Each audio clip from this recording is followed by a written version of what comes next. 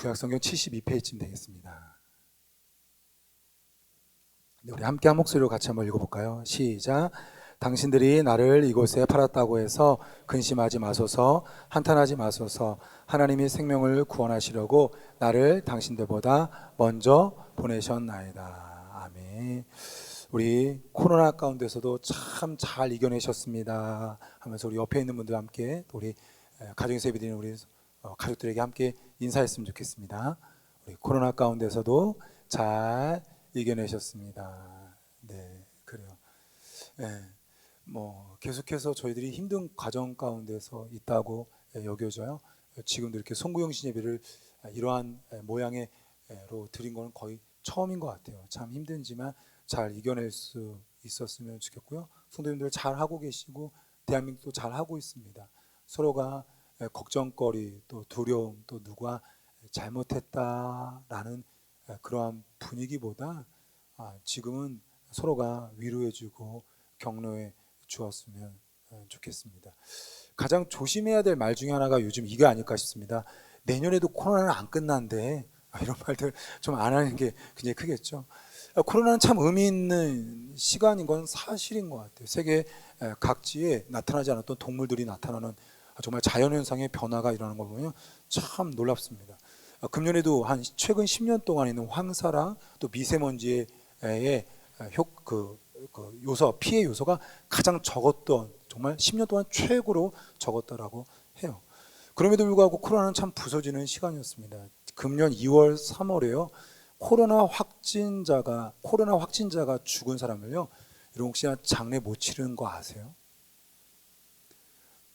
의사가 원래 이렇게 생명을 다하면 이게 사망 그거 써야 되잖아요. 어떤 의사도 만나지 않았고요. 어떤 장례식장도 아니라서 제가 알기로는 2달 이상 냉동고에 있다가 자원봉사자 한 분이 그 확진자의 그 시체를요 처리해 줬습니다. 그리고 얼마나 심각한 상태인 줄 아세요? 얼마나 코로나가 무서운 공포적 존재가 됐냐면요. 의사도 만나주지 않았고 장례식장에도 어느 누구도 하지 않았고 무료로 자원봉사하는 60 넘은 한 아저씨가 일을 행했다고 합니다. 뭐 저도 격리를 당했고 또 많은 분들이 또 격리와 또 확진에 걸린 분도 계시고 또 교회도 폐쇄되었습니다. 의미 있었던 시간이라고 여겨져요. 그럼에도 불구하고 다들 또 한 번 우리 교회에 그런 일이 있다고 한다면 원하지는 않을 겁니다. 코로나 인간을 완전히 부서뜨리는 것 같은 거죠. 어쩌면 그런 부서뜨린 가운데서 요셉이 참 신기한 고백을 한 거예요. 오늘 함께 다시 한번 부서진 요셉이 계산하면 약 한 22년 만에 형들을 만난 거거든요. 형들을 만나자마자 첫 말입니다. 다시 한번 형들에게 뭐라고 하죠? 함께 5절 말씀 같이 한번 읽어볼까요? 시작. 당신들이 나를 이곳에 팔았다고 해서 근심하지 마소서. 하나님이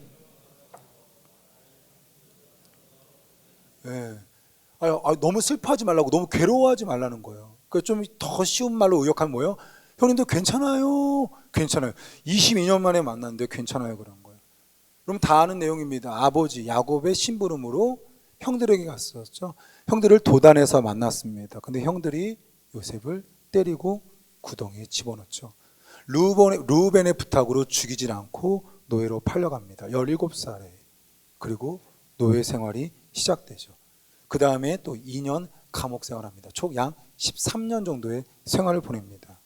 13년 노예와 감옥 생활. 여러분 어떠세요? 와닿지 않죠? 우리 남자들은 이게 좋을 것 같아요. 13년 군대 생활. 김영 지사님 13년 군대 생활 어떠세요? 네, 끔찍하죠. 제가 최근에 겪었던 거 볼까요? 격리. 저한테 격리를 13년 한다고 한다면 제가 14일 딱 있었거든요. 네, 그거를 14년 13년 뭐 상상도 못할 것 같아요. 근데 오늘 요셉이 이 고백을 하는 거예요. 노예 생활이 11년이고요. 감옥 생활이 2년입니다. 그 다음에 국무총리가 되죠. 국무총리 되자마자 우리 기간으로 알 수 있는 게 있죠. 7년 풍년이었죠. 그리고 흉년 때 누가 찾아온 거예요? 형들이 가나안 땅에서 애굽으로 먹고 구하러 왔어요. 그래서 막 흉년을 약 넓게 잡아서 2년이라 치게 되면요, 약 22년이에요. 그러니까 21년, 22년 만에 요셉을 만난 겁니다. 요셉은 어마어마한 국무총리가 됐고요. 형들은 요셉이 누군지도 모르는 겁니다. 곡식을 달라고 요청해 먼 곳에서 요청해서 온 겁니다. 그 요청하다가 여러분 알 거예요. 시므온이라는 자기 한 사람이 또한 감옥에 들어가게 됐고요. 베냐민도 잡히게끔 되었습니다. 그때 오늘 요셉이 말한 거예요. 4절은 이렇게 말합니다. 내가 그 요셉이라고. 두 번째, 괜찮아, 괜찮아. 그러니까 너무 근심하지 말고 한탄하지 마세요 라는 겁니다. 그러면 여러분 한번 생각해 보세요. 어떻게 요셉이 22년 동안에 이러한 생활을 보낸 다음에 어떻게 형들을 만나마자 첫 마디가 괜찮아요 라고 형들을 먼저 안심을 시킬 수 있었을까요? 그것은 단연 국무총리가 되었기 때문입니다. 어마어마한 권력자가 되었기 때문입니다. 한번 어느 정도 권력자인지 한번 앞장 한번 살펴볼게요. 41장입니다. 성경 앞장 한번 살펴볼게요. 41장 42절입니다. 42절, 43절만 함께 읽겠습니다. 창세기 41장 42절, 43절입니다. 시작.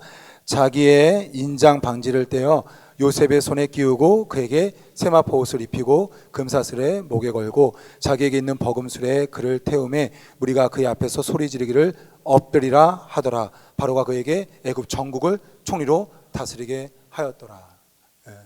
어마어마한 권력자가 되었습니다. 여러분 오늘도 보지만 그냥 감옥에 집어넣잖아요. 여러분 누구를 감옥에 집어넣을 수 있어요? 얼마나 권력이 있냐면 재판도 없이 얘 감옥에 집어넣어 하니까 시몬을 집어넣잖아요. 엄청나게 대단하게 된 겁니다. 맞습니다. 이렇게 국무총리의 자리까지 가게 되니까 요셉이 어쩌면 괜찮다고 말한 것일 수 있어요. 그럼 한번 물어볼게요. 한번 우리 생각해 볼게요. 만약 요셉이 타임머신을 타가지고 다시 이렇게 돌아가는 거예요. 17살로. 그리고 노예의 순간을 이렇게 형들이 때려서 그 도단에서 갈 수 있는 것과 갈 수 있지 않는 것을 선택할 수 있다고 한다면 요셉이 갈까요, 안 갈까요? 도단의 심부름을 가면 이제는 구덩이에 빠지게 돼서 노래 팔려고 하는데 만약 그걸 타임머신 타고 다시 돌아가서 요셉이 갈 수 있는 걸 선택한다고 한다면 갈까요, 안 갈까요? 여러분 가겠어요, 안 가겠어요? 안 가면 노예는 안 되지만 뭐는 안 될까요? 국무총리도 안 되겠죠. 갈 겁니다. 노예가 될 거고요. 그렇대요. 감옥에 갈 거고요. 그래요. 바로왕을 만날 거고 꿈을 해석할 거예요. 그리고 이렇게 말하겠죠. 하나님이 회복시켜 준다고 한다면 저는 가겠습니다. 코로나로 인해서 굉장히 어렵습니다. 근데 또 유별나게 돈을 많이 버는 분도 있다고 하더라고요. 저는 잘 모르겠지만 만약에 마스크 장사로 10억을 벌었다고 해봐요. 이번에 코로나 기간 때문에 금년에 10억 벌었다고 해서요. 만약에 그분이 3년 후에 코로나가 온다고 하면 걱정할까요? 기대할까요? 여러분 별로 이렇게 마스크 장사 안 하시니까 만약 코로나 때문에 10억 정도를 벌었다고 한다면 만약에 3년 후에 코로나로 또 전 세계 전국이 어렵다고 하면 저는 이분은 괜찮다고 할 것 같아요. 왜? 꽤 큰 돈을 벌 수 있기 때문입니다. 코로나로 사업이 잘 된다고 한다면 가정이 하나가 된다고 한다면 혹여 교회 성도들이 굉장히 신앙이 뜨거워진다고 한다면 분명히 우리는 코로나 가운데 이렇게 말할 거예요. 괜찮다고. 요셉처럼 우리가 말할 수 있길 원해요. 근심하지 마소서, 한탄하지 마소서. 괜찮아. 왜 그럴까요? 부서졌지만 충만하게 됐기 때문입니다. 그러면 이 두 번째입니다. 이 부서져서 하나님께서 충만하게 하는 것을 경험하게 되면 어떤 일이 벌어질까요? 두 개인데요. 하나는 태도의 변화가 일어나고요. 또 하나는 중심의 변화가 일어납니다. 부서졌어요? 근데요, 하나님이요, 충만하게 하신 거예요. 요셉처럼. 이렇게 요셉이 이런 인생을 경험하면 어떤 일이 일어나냐? 태도가 바뀌더라고요. 중심이 바뀝니다. 여러분, 이 패스 스펜서라는 분 아세요? 패스 스펜서. 저도 모르는데 자정관이라는 게 있대요. 자정관을 이렇게 만드신 분인데 이 20세기 때 굉장히 유명한 분이었대요. 근데 이분이 자정관을 잘 만들었는데 이게 왜 이분이 유명하게 됐냐? 2차 세계대전 때 이게 레이더라는 것을 만든 요소였기 때문에 이 자전관이. 그래서 대박 난 거예요. 그래서 지금 몇 년 동안 엄청난 부자였는데 문제가 생겼어요. 2차 세계대전이 끝나니까 이 레이더 기계가 팔리질 않는 거예요. 그러면서 이 기계 만들어보고 저 기계 만들었는데 다 실패하고 이 사업이 망한 직전까지 갔어요. 근데 어느 날 자기 주머니를 딱 만났는데 초콜릿이 완전히 녹아있는 거예요. 그러면 그러면 이번엔 전자관 갖다가 녹는 걸 한번 만들어 볼까? 녹는 걸 해가지고 만든 게 여러분 우리 집에 있는 혹시 아세요? 전자레인지. 그러고 나서 이분이 다시 대박을 쳤다고 합니다. 그러면 여러분 한번 볼게요. 이분이 만약에 노년이 돼가지고 혹여 전자레인지가 다 없어지고 망한 거예요.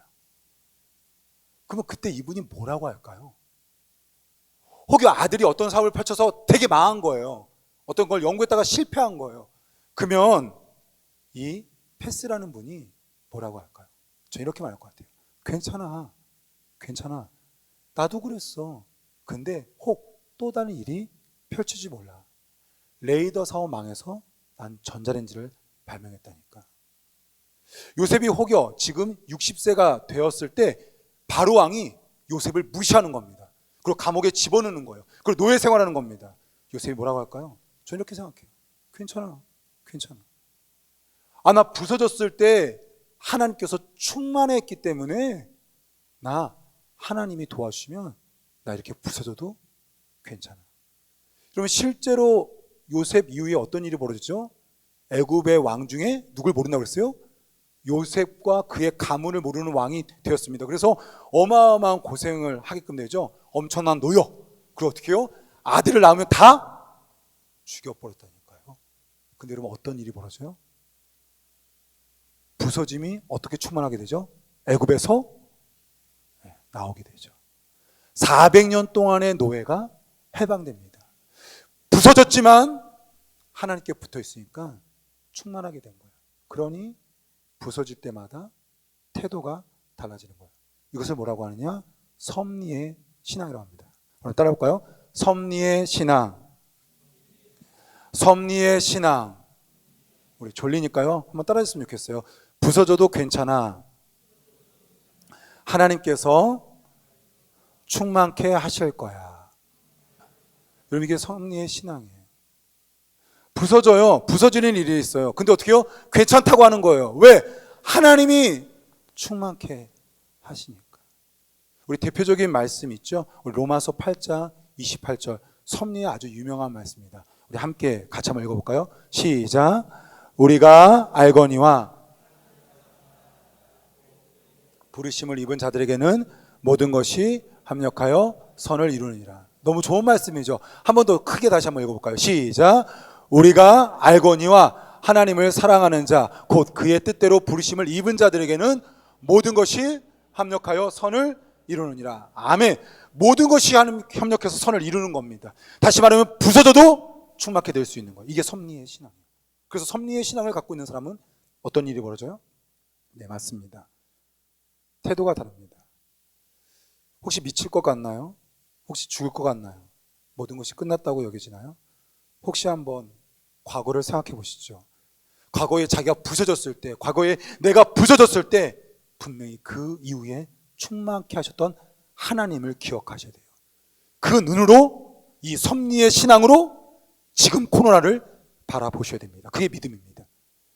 우리나라는 근 100년 동안에 극심한 아픔을 겪었습니다.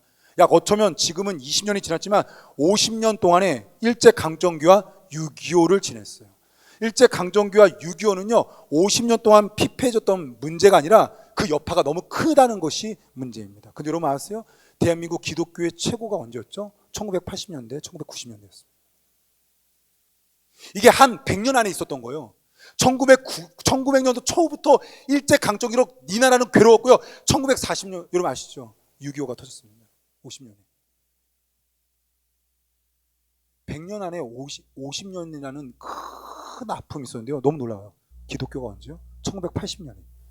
1990년에 정말 어마어마한 부흥기를 일으켰습니다. 전 코로나 때 어르신들이 좀 힘내야 될 것 같습니다. 어르신들 늘 말합니다. 6.25에 이거 아무것도 아니라고. 일제강점기에 보면 아무것도 아니라고. 그러면 코로나 때도 어르신들은 그 얘기를 하셔야 돼요. 대한민국이 얼마나 비참했었는데, 그때도 믿음으로 얼마나 이 나라가 이렇게 서졌는데, 그 믿음의 어르신들이 다 어디 갔는지 모르겠어요. 섭리의 신앙입니다. 섭리의 신앙. 우리는 일제강점기를 지나왔고요. 우리는 6.25를 지나왔어요. 그럼에도 불구하고 그 부서진 가운데 하나님께서 채우셨잖아요. 여러분 시골까지요, 교회가 없는 곳이 없었어요. 여러분 인생에서 혹여나 정말 그득한 고통 가운데 있으셨나요? 그리고 그때 하나님께서 그 부서진 가운데 충만케 하신 것이 다시금 마음 가운데 붙잡길 원해요. 맞지. 그때 나 정말 죽을 것 같았는데.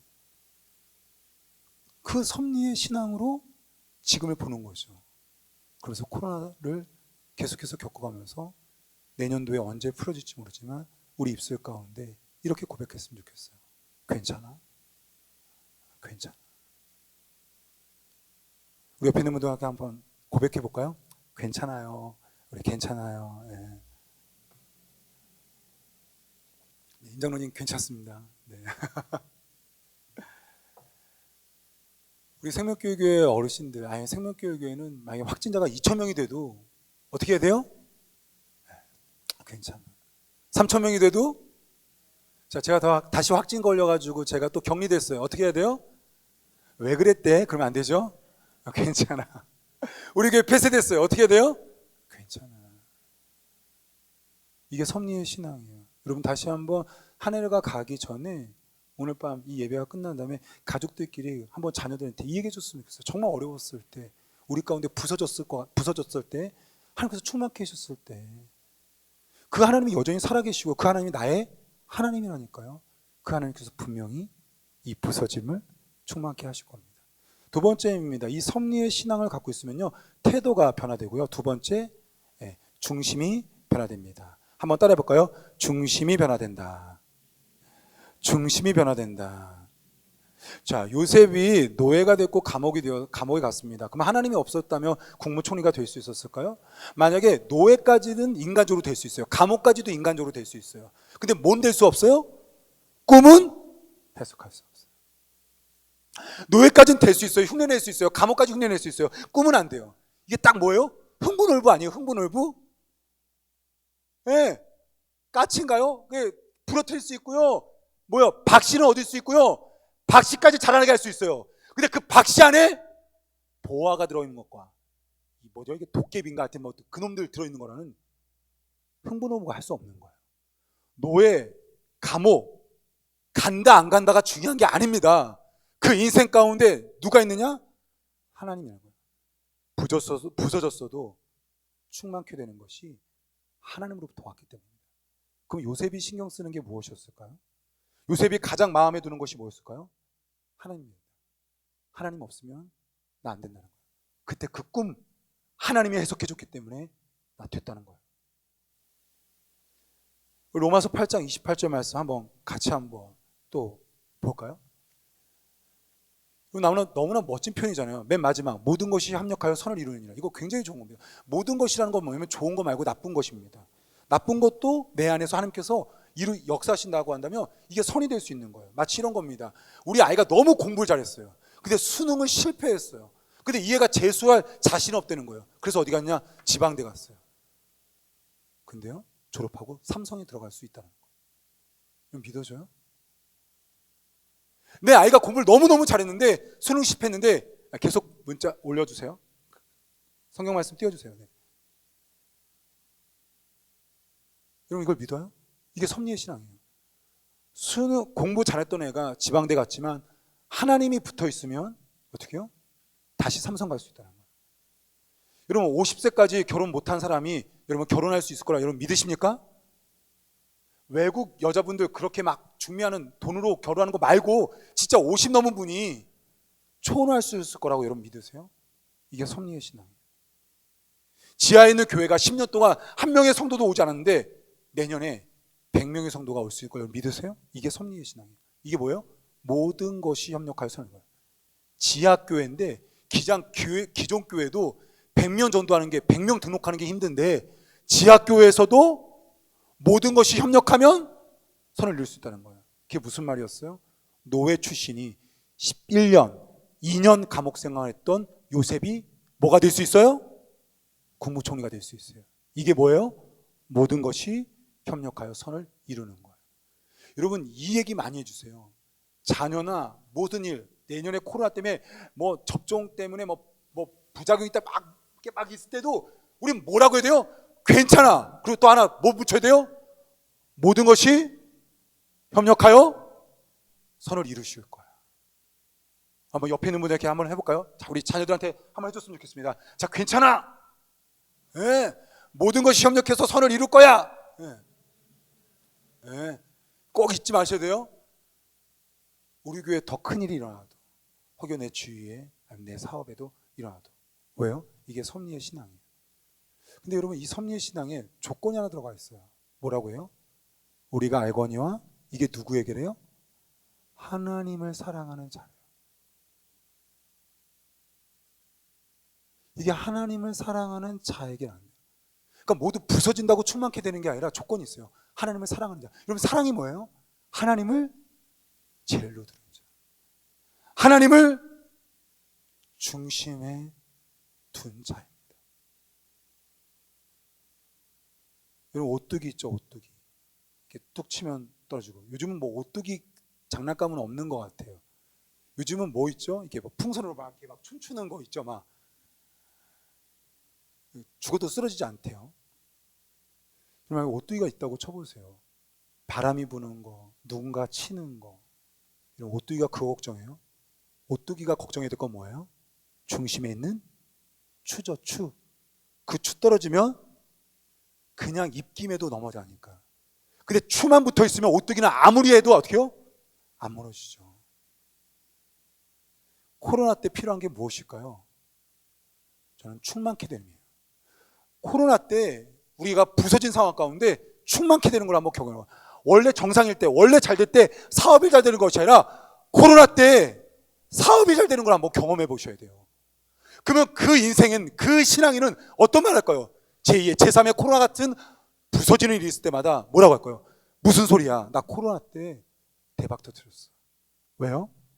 나의 추 대신, 나의 중심 대신, 나의 사랑하는 누구 때문에요? 하나님 때문입니다. 그래서 코로나가 끝나고 코로나가 안 끝나고가 중요한 것이 아닙니다. 오뚜기가 비를 맞는 거냐 바람을 맞는 거냐 주먹을 맞느냐가 중요한 것이 아니라 주인 하나님께 붙여 있냐는 거예요. 지금 10개월 동안 우리는 테스트를 받았습니다. 여러분 정말 하나님께 붙어 있었나요? 정말 가정에서 예배 드릴 때마다 하나님께 붙어 있었나요? 우린 지금 너무 센 걸 맞는 것만 신경 썼던 것 같아요. 바람이 문제가 아니라, 주먹이 문제가 아니라 난 추 대신 하나님께 붙어 있었냐는 거예요. 분명히 하나님께 붙어 있었던 사람은 이 10개월 동안 다시 일어났을 거예요. 저는 코로나 때 이렇게 부서진 가운데서 충만케 되는 성도가 필요한 것 같아요. 코로나인데 사업이 잘 되는 거예요. 코로나인데 가정이 너무너무 하나가 되는 거예요. 그러면 어떤 일이 벌어질까요? 코로나 가운데 이렇게 고백하겠죠. 괜찮아, 괜찮아. 야, 코로나 가운데서도 하나님이 일하시네. 오늘 요셉의 말이죠. 22년 만에 자신을 죽이려고 했던 형들을 향해서 근심하지 마세요. 한탄하지 마세요. 너무 괴로워하지 마세요. 왜냐? 하나님이 나를 부서진 가운데 충만케 했기 때문입니다. 코로나가 언제 끝날지 모르고 또 코로나 같은 큰 어려움들이 우리 삶 가운데 또 벌어질 때 어쩌면 우리의 인생에서 부서질 때마다 요셉과 같은 고백이 있었으면 좋겠어요. 나 괜찮다. 나 괜찮다. 왜냐? 하나님이 우리를 충만케 할 수 있기 때문입니다. 그래서 성도의 인생에서 정말 중요한 게 뭐냐면 부서진 가운데 충만케 하는 하나님을, 이 섭리를 맛보는 거예요. 이 섭리를. 그리고 그 맛본 섭리를 절대로 잊어버리지 않는 거예요. 절대로 잃어버리지 않으면 그 다음 또 부서지는 상황 가운데 뭘 말할 수 있는 거예요? 괜찮다고 말할 수 있는 거죠. 그 태도가 다릅니다. 두 번째, 그 섭리의 신앙. 이 부서진 가운데서 충만케 하는 것을 경험한 사람은 그것을 행하신 하나님께 붙어 있는 거, 내가 하나님께 멀어지지 않는 거, 그거 하나에 힘을 쓰기 때문에 코로나 가운데서 일어나는 상황 가운데도 괜찮아. 코로나가 문제가 아니라 나는 하나님께 떨어지는 게 더 큰 문제야. 우리 생명교회 교회 내년에 언제 끝날지 모르는, 분명히 내년 첫 주부터 저는 성전에서 드리는 예배를 드리지 못하는데요. 이 부서지는 가운데서 한 가정, 한 성도, 한 청년, 한 지체들이 정말로 와, 가정에서 예배 드리는데 이렇게 찬양의 은혜가 있네요. 집에서 설교를 듣는데 이렇게 뜨거울 수가 있나요? 분명히 시간과 공간을 초월한 그 하나님의 부서진 가운데 충만케 하는 것을 경험할 수 있기를 소망합니다. 함께 일어나서 찬양드리겠습니다.